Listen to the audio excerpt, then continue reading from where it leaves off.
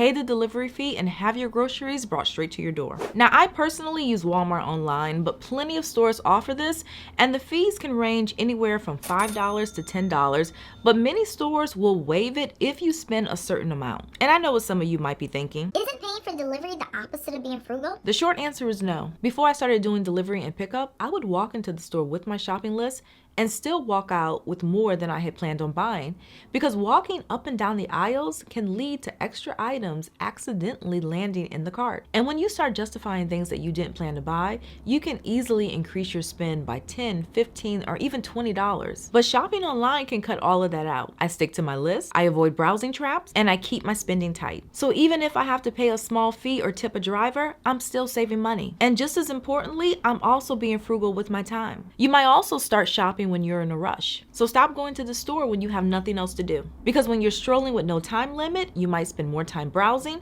and more time equals more money spent. So let's say you have to leave your house no later than 2 to go somewhere. You might head to the store around 12. That way you can stay focused, get what you need, and then get out. In addition, save the produce for last. Produce is the freshest food in the store, and obviously they don't want it to go bad. So it's placed up front, so it's the first thing that you see. But did you know that's not the only reason why it's located as soon as you walk in? It's also because the bright colors can put you in a good mood. And a better mood means that you might stay in the store longer and spend more. So one hack is to flip it around. So do the rest of your shopping first, and then swing by produce on your way to checkout. Likewise, you can also follow the greenhouse rule. So think of your cart as a greenhouse, in which case you want to fill it with more ingredients and less ready-made meals. I've seen so many videos recently of people complaining about high food costs. And yes, things are obviously more expensive. But one thing that I've also noticed about some of these people who complain is that when they show you their cart, it is often filled with convenient frozen foods, pre-cut produce,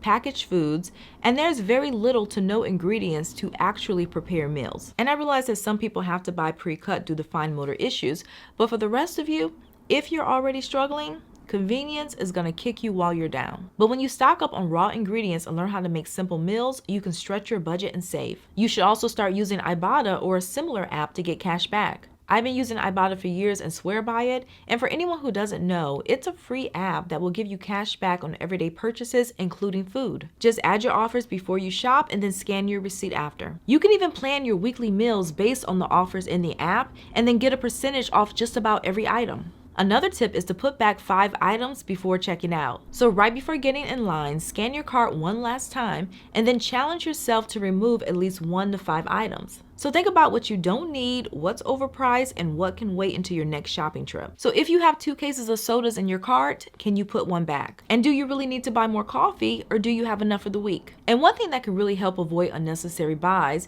is taking a simple inventory before heading out and not assuming that you need something. Because even if you're only able to save $5 to $10 per shopping trip, that can be $20 to $40 a month or up to $500 a year. And if you are able to take your weekly bill from say $150 to $135, move that $15 into savings. That's how you make small savings work for you. And finally, watch that register like a hawk. It's so easy to zone out at checkout, but mistakes can happen. I've caught stuff being scanned twice, and it's not always cheap stuff. So we're talking about $5 and $10 items. A double scan here and there might seem minor, but it can add up quickly. So keep your eye on the screen.